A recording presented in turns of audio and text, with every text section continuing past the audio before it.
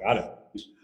Thank you, viewers, for joining us for Bare Essentials on fitness. Today, I'm happy to have Mike from Zybek Sports. He is an amazing guy who came up with an idea that was well needed for standardization in sports timing and testing. If you don't know about it, if you've watched any of the NFL Combine, then you've seen his equipment. He's came up with the best laser system, best stuff to set up to make it that there's no errors on how things are running and have a standardized test. So one of the things we got coming up is the Combine here, and we look to have more in the future, not just for football, but basketball, baseball, volleyball. That's the one thing unique about this system. There is so much that can be due to it. So Mike, hey, again, thank you for joining us today. Can you tell us a little bit of your background? Great. Well, hey, thanks for having me. Myself in Zybek Sports, Zybek Sports is kind of an offshoot of my primary business, which is design and build manufacturing. Well, we found this little niche in sports and testing. A long time ago, we had some people from like the Olympic Training Center come up to see us and needed better ways of measuring things like the vertical jump and timing athletes. Yeah, big deal. We did it, and it worked great. And people from around the world kept seeing what we did there and said, "Man, where'd you get that?" And it had some guy in Boulder, Colorado, like, buy it. And then it just kept, growing and growing with that. But what I really started to realize is that people don't really care as much what type of equipment they're being measured on. They want to know how they stack up athletically right now, where they need to be by next year, and for the youth, where they need to be by college. And that's why what we did is we've been rebranding the Combine to become the standardized athlete test for the SAT. And so it's totally analogous to the academic SAT, whereby you can't call up, say Purdue or any of those universities and say like, yeah, admissions, I got a perfect score on the academic SAT, and my dad graded it. They're gonna tell you, no, it doesn't work that way. I mean, you don't have your dad grade your test, you don't grade your tests. I mean, you have verified numbers. But that's what's been happening athletically for a long time, where everybody thinks they're running a 4.2 and they think they're 6.3. And that's great if you really are, but you need to verify this. You're competing against a lot of other athletes across the country for those college spots. But the important thing of this is that now that we can start doing things at the younger age, so that athletes know, even like in the first, second, third grade, what the average fourth grade, running back is. Yeah, it's cool if they're running an 8-9 second 40-yard dash. It's fine, man. I mean, they've got 15 years or however long it's going to be before it really matters when they're in high school. But this way, we've been able to paint a picture to show them where they are athletically now, where they need to be by next year, and where they need to be by college if they really want to be taken serious for college programs. So how did you get started with working with the NFL? Well, it's about over 11 years ago now. We were a backup timing system for the NFL. They had kind of a homegrown kind of system that they'd used previously to that. And they just wanted to see other ways of measuring it. So we were a backup timer one year, and it worked pretty good. And then, 1 year turned into 2, turned into 3, and I've actually been doing it for 10 years now. So if you look at any of the YouTube videos, especially over the last, 4 or 5 years, that you see all the equipment in red, that's the stuff that Zybek Sports manufactures here in our facilities in Colorado. And that's stuff we've been using at the NFL Scouting Combine for a decade now. And it's a great event. The NFL is very they're very careful to make sure everything is done the exact same way every year. And so we've been a really nice something that's consistent for them, that we measure the athletes the exact same way for 10 years now, and hopefully going forward. And now we're starting to do a lot of the pro days as well. So every athlete can just see exactly how they stack up if they're at the NFL Combine. I think what's more important than the NFL Combine, although it's obviously a lot of hype, that's kind of the end game for a lot of these athletes we're working with right now. My main focus is the youth athletes, because we're really, for this one little part of their athletic development, trying to give them something very easy and objective to show where they are and what they need to do. And especially when we're talking about, places like in your community right now, where you're not Southern California, you're not Texas, you're not Florida. Your athletes right there need to be able to compete nationwide for those spots on these Division I teams. And so now that we've got the standardized athlete test, or the SAT, when we come to your facility or your locations and test everybody in the infamous 40-yard dash or vertical jump or et cetera, they're doing the exact same thing we've done for over 100,000 athletes now. And it's the exact same thing we do in Texas, the exact same thing we do in Florida, the same thing we do in Boston. So you're taking the SAT. And so now you're able to show how you compare against everyone else across the country. And the important thing is, like, when you're dealing with, coaches, their job depends on who they get on their team. It's not a nice thing, college coaches, their job depends on it. And coaches know they can teach skills to athletes, but it's kind of hard for them to be an athlete. And it's not everything by any stretch of the imagination, but it is something objective and something tangible. It's a tool for these athletes to get to where they want to be. And more importantly, from the youth perspective, it's a tool to show what they need to be working on to get to that end game. It's not everything, but it is something objective. It's one of the few objective things you're going to have in sports, team sports. Well, you took one of my answers. I was going to say, how many kids have you been able to test? And you already answered that. We've done over 100,000 athletes, and everybody from kindergartners all the way up through, people in their 40s and 50s, actually. But probably 60% of the athletes we have done in the late junior high, early high school, and then the rest of it goes from there. I really, warn people. I mean, if we're doing the elementary school and the younger athletes, it's fun for the kids. Don't get me wrong, it's fun. But if you're a parent, don't think your kid's all washed up and losing draft spots when he's in fourth grade. If he's running a 10-second 40 at school, man, don't worry about it. But, if he really does want to play college sports, whatever, 10 years down the road, you got a roadmap to see how to get there. And it doesn't say whether they catch a ball or make a tackle or make the hit, but it's something objective. And what I find is that the youth athletes really like this because it is so fast, it is so objective. Yeah, in this society now, people don't talk anymore. They text and they tweet. You got to be 140 characters or less. And you can't somebody up athletically in that short of a thing. But we can say, you're running a 6.5 in the 40. You should really be at a 6.2 next year. Work on your starts to get there. That's 140 characters or less. And you've brought that up a few times. When they take the test, what do they get afterwards that will allow them to see what the differences are, stuff like that? So I know some of the kids I've had go to these combines, they're like, oh, you did this, but there's nothing that tells them the future, stuff like that. They give a average, wherever they pull that out of, for their people, but they don't tell them how they need to be, how they need to progress. Right. That's a really good point, because every athlete is going to get a report that's going to show how they stack up by position and by graduation year for this year. And we're going to show them how they stack up where they need to be by next year and where they need to be by college. For example, if we're talking to the classic dad of a 2026 graduation year running back, dad knows he's got the next Heisman Trophy winning kid. That's cool, man. That's the way dads roll. And I'm going to show that dad, that athlete, how that athlete stacked up against every other 2026 graduation year running back we've ever measured. And then I'm going to show them what 2025 running back is. Then I'm going to show them what an actual Division I running back is, how fast they are. And we've actually done things, as I think you've seen, there's a good links to stories we've done, that we've gone and tested every athlete at the University of Michigan football team. So I know exactly what a Division I running back is. I know exactly what a Division I offensive lineman is. And so with that, I think that's what's almost more important than anything, is like how you stack up by graduation year and by position. Because, like the offensive line and defensive line for football, at least, it doesn't seem like they get any love. They're half of your team, though. And yet half of the team, they're big, and they need to be, and they need to have power, but they're not going to have the fastest 40. And it's not fair to that athlete, an offensive lineman, to be showing what the average is, which would include the running backs. They're different things. It's apples and oranges. It's actually apples and Big Macs. It's so different.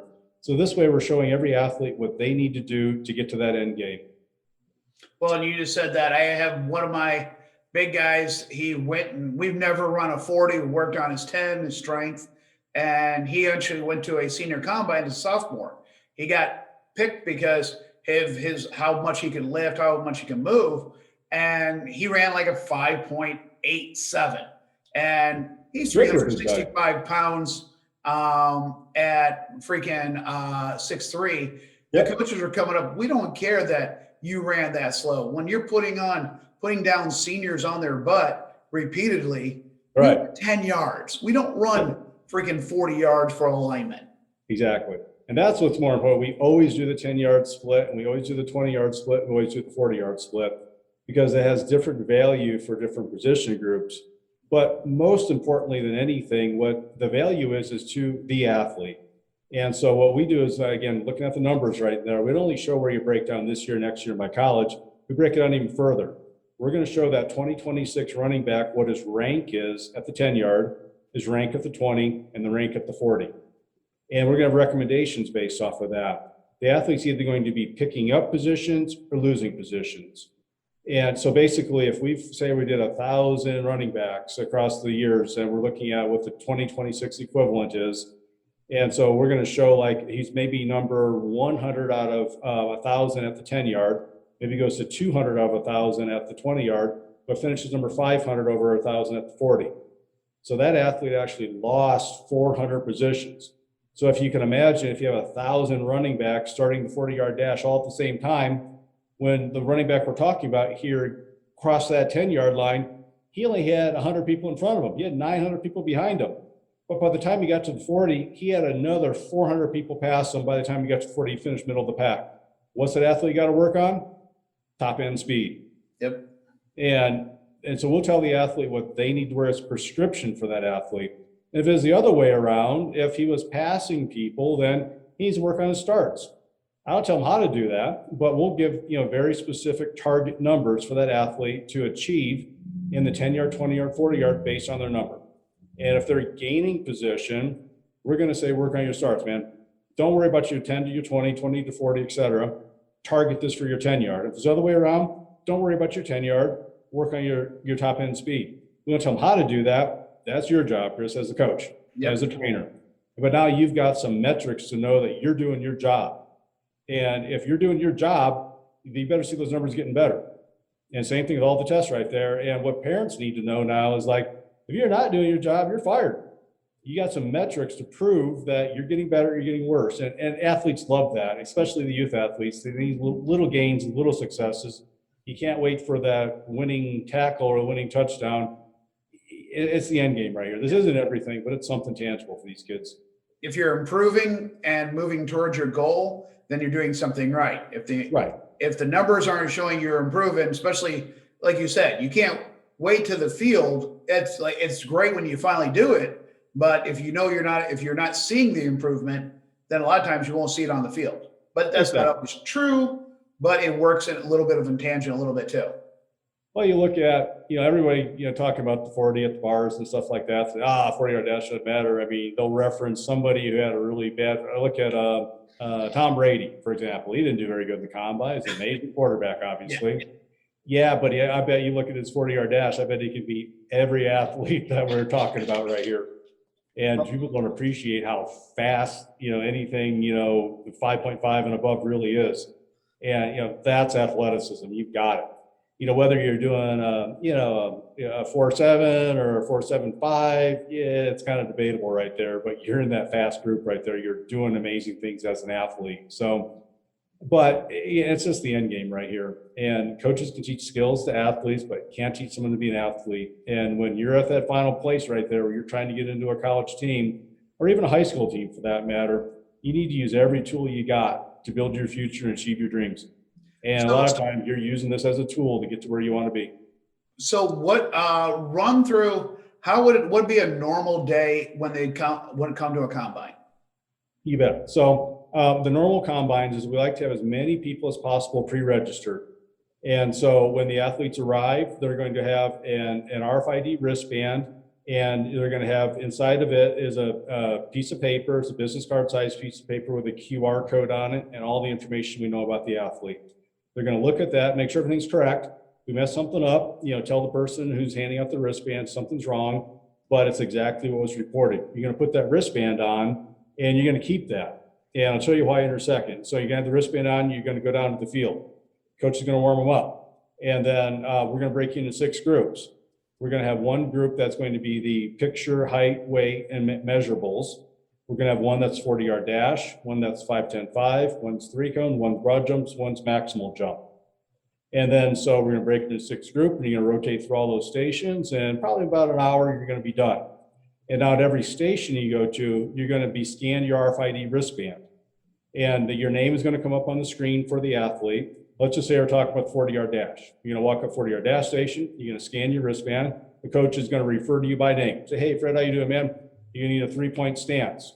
You'll be blocking the sensor with one of your hands. Coach is going to say, it's on you.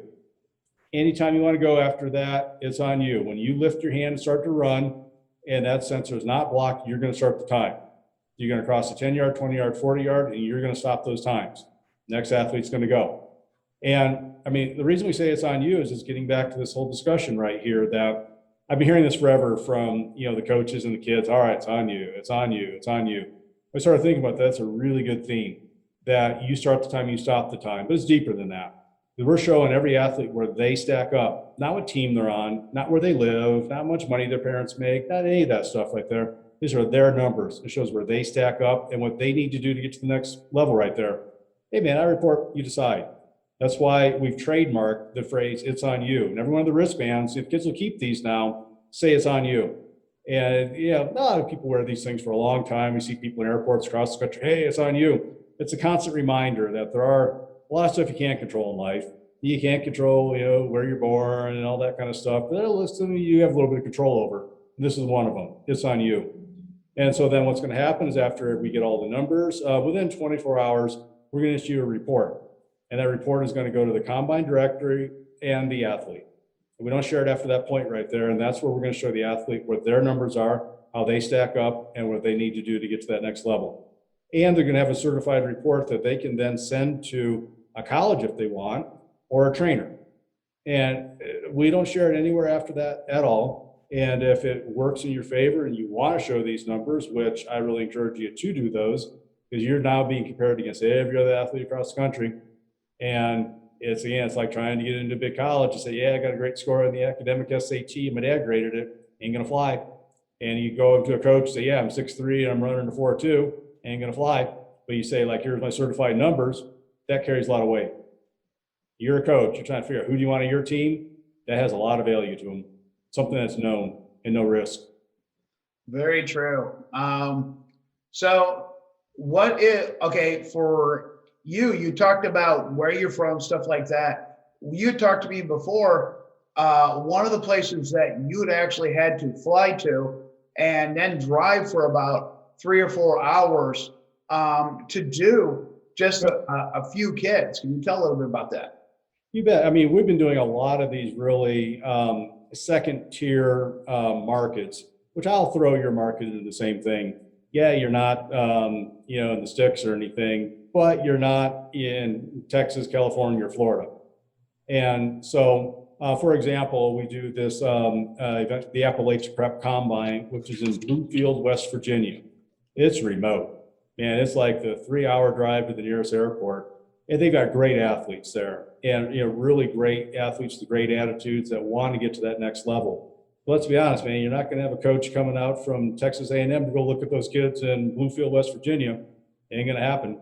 And either you're going to have to be flying out yourself to go prove yourself, or you got someone like Zybek Sports coming in.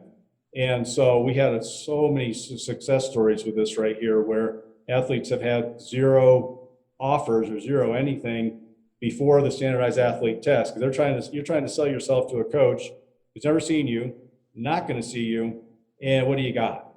You had some game film. Everybody knows game film is good, but it can be doctored. You're your best player ever. Yeah. You've got all this other stuff, but now you got your standardized athlete test, and that helps you get into the door. Not everything.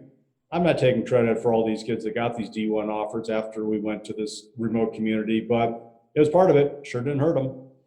Having all the information for coaches to, like you said, especially now after COVID, so many kids are coming back that kids that were great before are struggling to get back into that whole mindset again, and physically as well. I really encourage every athlete to put yourself in the coach's position. Like I said before, your job depends on who you get on your team, whether you're going to win or lose. Your job depends on that. If you're a coach, let's say you got 3 athletes you're trying to choose from. You got athlete A. Hey, it's Fred Smith. He does, standardized tests. Here's my numbers. I've got good grades, everything. Athlete B, may not do the SAT. So I didn't care what my numbers are. I'm the best player there ever was. Athlete C doesn't do the SAT. He might be a great athlete, may not. You don't know. You're the coach. Yeah. Who do you want on your team? The athlete A is looking pretty good. The athlete B, yeah, he might have some funny numbers and stuff like that, not doing the real thing. He might be really good. He may not. Athlete C, you have no idea. You're the coach, man. You're going to go for what you know. You got a lot of competition when you're trying for those end game. And I think the important thing is, just don't wait till you're a junior in high school and think like, oh yeah, 40-yard dash, all that kind of stuff. Yeah, I'm going to just do that and get my numbers and get on the team. I mean, you really should be kind of preparing for it. It's exactly the same with the academic tests. Most, athletes, most students will do everything they can. They will study and make sure they know exactly what's going to be on that test. You study for that. What's going to be on this test right here.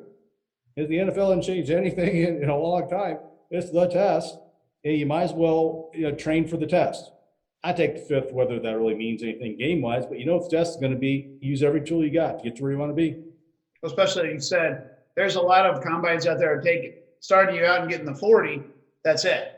But like you said, the 10 and the 20 for a lot of positions is becoming more and more huge. Right. Who's running? If there's not very many people that are even wide receivers, unless you're throwing a bomb, they're hitting out wide at 40 yards. Yeah. Probably debatable whether the 40 really means anything, but it's a metric. Yep. But I mean, it's really important to have, what, your 10-yard is, your 20-yard and your 40-yard. And not only that, but have it as a verified time. Anybody doing hand timing at a 40 is going to be off. It's going to be inaccurate because there's no way you can do a hand time that's going to be accurate enough that fast to rival what we're doing with electronic timing. It doesn't matter. I mean, it's not going to be accurate. And even if you're doing something like you're not doing the exact 3-point stance, blocking a sensor on the ground, and then starting to run, then you're not doing the SAT. You're not doing what's at the NFL. I've seen a lot of them where they've got a sensor like right above their head, and when they stand up and start to run, that's when the time starts. That's not right. If you're going to do it right. Do it the way the NFL scouting combine's done it. Period. That's the only way you're going to be getting the numbers that coaches want. Everything else, hey, it may be good information, but it's probably not going to help you as much as you may think for getting that end game. What are some of the other some of the other uses for Zybek for sports besides football combines? Besides football, 2 things. One is we do a lot of facilities where we're building this equipment and a testing protocol into their programs. For example, kind of what you're doing as well, like when you can literally say that we are literally and figuratively building in performance testing into our programs. We're going to prove we're making you better. Also, a lot of the big colleges. We've done a lot of big things. I mentioned the University of Michigan and Oklahoma, Texas A&M, et cetera. These programs are using this equipment to make their programs better. But also, pretty much every other major sport, we're measuring athleticism. And especially the girls' sports, the soccer, volleyball, basketball, lacrosse, all those other sports, we're measuring athleticism. Doesn't have a lot to do whether you got, how good you are in the game, but we're showing athleticism. And we'll do things basically the exact same way. Just like the SAT, whether you're going into engineering or 16th century Elizabethan arts, everybody takes the SAT. You're going into engineering, you might do some subject matter tests. We do the exact same thing where everybody takes these core tests. We'll have 1 or 2 sport-specific things as part of the combine then. So, no, it's awesome. I remember looking at the tablet and still going, holy cow, there's a lot of different sports stuff on there. Right. So let's do a final thing. I know we were just talking about the stopwatch and running. We've talked about this a little bit. Says everybody thinks they're running a 4.4 or 4.5. What are some of the average times you guys are actually seeing? You bet. Anybody interested, and I sent it to you, I sent the presentation that we've done at the Army National Combine for 14 years. Zybek Sports has done that for a long time. And any athlete that, we test that really looks good in their position, that's interested in that, hey, let me know, we can see you, we can't, nobody say who gets there or not, but in this presentation that I do at the Army National Combine, I show that out of this one study I did, out of 10,000 athletes, that I was personally at every one of the events. And I personally ensured that every one of these timing was done the exact same way in the exact right way. And the interesting thing is we had 3 athletes that were in the 4.5s out of 10,000. We had 18 in the 4.6s out of 10,000, 85 athletes in the 4.7s. So 85 out of 10,000 athletes are actually at 4.7. That's how rare it is to be at that, anything sub 5. And even at the really kind of elite high school end of things, we show that 85% of the athletes are 5 seconds or slower. So if you really think you're running a 4.2, hey man, you got something going for you right there. You should really be promoting that, but be sure you know what you're saying. Because you think you're running a 4.2 and you tell a coach that you're running a 4.2, they bring you out to their program, you better be doing a 4.2. Because guess what? They're gonna have our equipment there probably, and they're gonna prove what you are running or you aren't running. There should be no surprises in this whatsoever. Well, I saw the data is like the stopwatch is 0.1 to 0.3 seconds slower, or it could be faster because it all depends on the reaction time of the phone. Right. Yeah, every coach presses the stopwatch after you see the athlete start to run. And just remember that, after you see the athlete start to run. How much after depends on a lot of things. Scouts out partying last night, there's all up on Red Bull. And but no matter what, it's always going to be slower, quote unquote. I mean, he's going to be clicking the button after you see the athlete start to run. So you're always going to be getting a head start with anything stopwatch time. Yep. But think about it. Do you want to put your future in somebody else's hands? Because you're literally and figuratively doing that there. If your coach has been out partying all night, get in that lane. That's what you want to be in, because they're going to click the stopwatch really slow. Did he leave yet? Oh yeah. And all of a sudden you got a 0.3 second head start. There's a really big difference between a 5.0 and a 4.7. And you get a coach all amped up on Red Bull or something like that. And maybe he clicks it, about 0.1 seconds, which is the fastest we ever see a coach ever do that. And all of a sudden you got a 4.9. Exact same athlete. He's got numbers ranging from 4.7 to 5.0 electronic. And do you want to put your future in someone else's hands? But more importantly, you're a college coach. Do you want to put your faith in some data that you don't have any idea where it came from? Standardized athlete test, everyone takes the exact same test. And you'll see, it's fun. We're making sure everyone has a good time and a good user experience, but we're serious about it. You start the time, you stop the time, you're going to do it the right way that it needs to be done, period. And you're going to know that you stack up across the country.